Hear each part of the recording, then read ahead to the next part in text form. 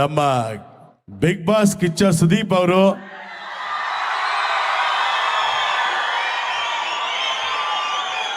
ಅವ್ರ ಜೊತೆ ಗಿಲ್ಲಿ ನಟ ಅವರು ಬಂದಿದ್ದಾರೆ ಅನ್ಕೊಳ್ಳಿ.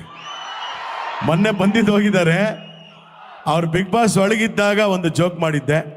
ಈಗ ಆ ಜೋಕ್ ನಿಮಗಾಗಿ.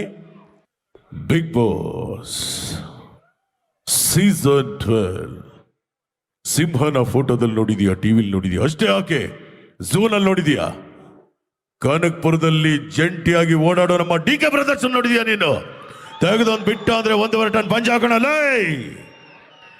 ಆಕ್ಚುಲಿ ನಿಮ್ಮ ಮುಂದೆ ನಮ್ಮ ಗಿಲ್ಲಿ ಇದ್ದಾರೆ.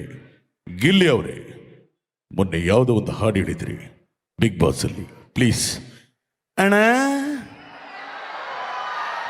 ಯಾವ್ದಣ್ಣ?